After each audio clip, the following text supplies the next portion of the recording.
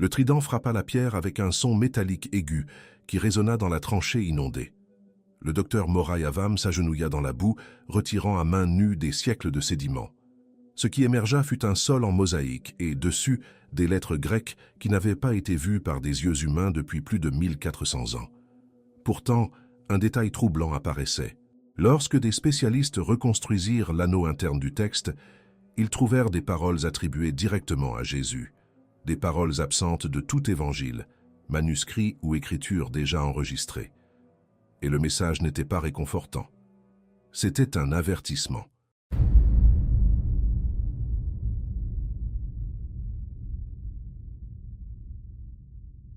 Nous avons récemment fait une découverte surprenante qui relie directement cet endroit à Bessa. Il s'agit d'un ordre de garder quelque chose contre des menaces que l'inscription refuse de nommer. Les lettres internes furent gravées de manière superficielle, presque invisibles, comme si les constructeurs byzantins avaient voulu les cacher à ceux qui ne sauraient pas où chercher.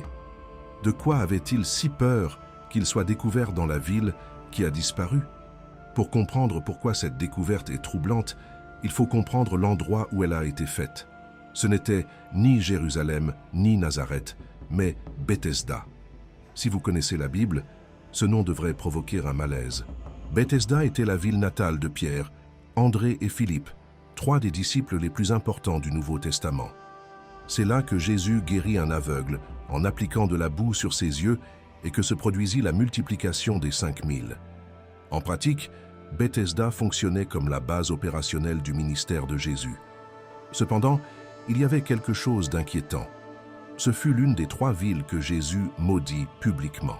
Dans l'Évangile selon Matthieu, il prononça un jugement contre elle en déclarant « Malheur à toi ». La ville avait été témoin de miracles qui auraient dû éliminer tout doute, mais ses habitants refusèrent de croire. Jésus avertit que, au jour du jugement, Bethesda serait jetée dans le Hadès. L'histoire suggère que cela s'est produit. Au IVe siècle, Bethesda devint une ville fantôme, disparut des cartes et cessa d'être mentionnée. La terre sembla l'engloutir complètement. Pendant près de 2000 ans, les chercheurs débattirent de son emplacement.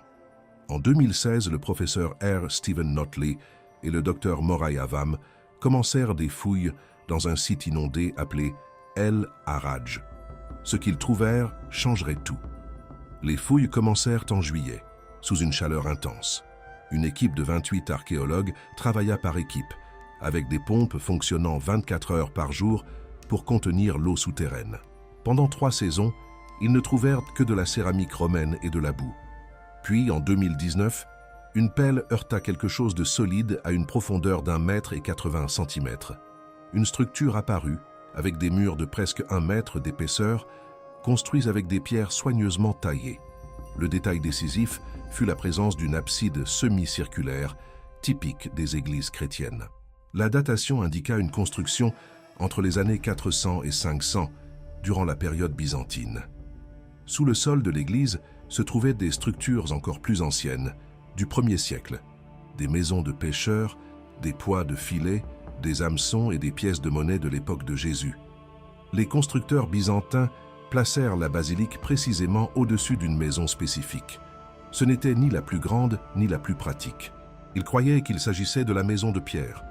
Ils construisirent des murs protecteurs autour de la pièce originale, la préservant comme une relique sacrée. Alors la mosaïque commença à révéler ses secrets. Les conservateurs retirèrent les sédiments grain par grain. 127 caractères grecs en écriture byzantine formelle apparurent. L'inscription extérieure mentionnait Pierre comme « chef et commandant des apôtres célestes », expression d'un poids théologique immense, indiquant une autorité suprême. Mais il y avait plus. Le texte se trouvait à l'intérieur d'un médaillon circulaire d'environ 45 cm.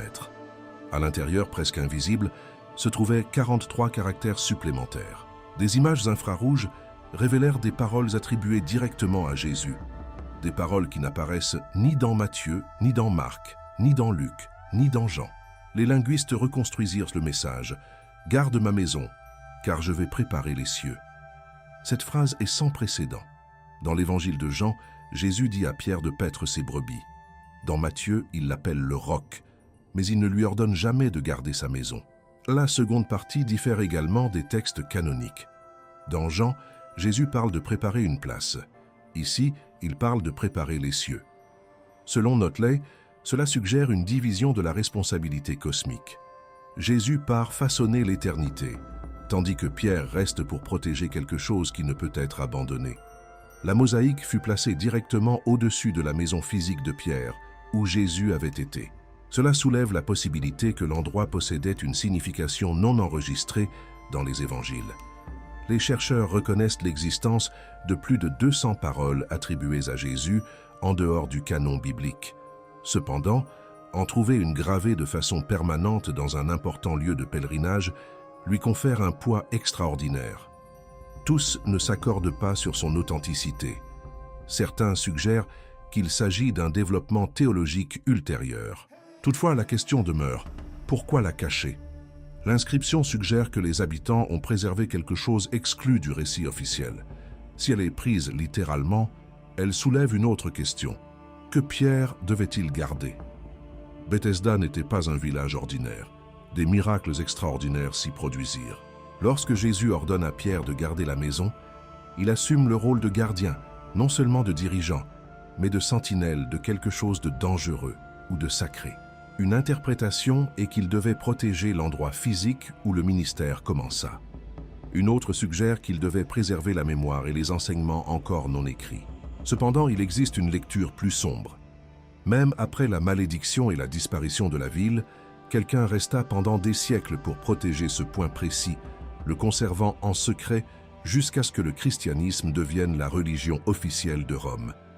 Alors ils érigèrent un monument durable et scellèrent un avertissement dans le sol. Que protégeait-il? Nous savons que la mosaïque resta enterrée à une profondeur d'1,80 m, préservée par les mêmes inondations qui effacèrent Bethesda de l'histoire. Nous savons que le message resta caché pendant 1400 ans et qu'il contient des paroles attribuées à Jésus absentes des évangiles.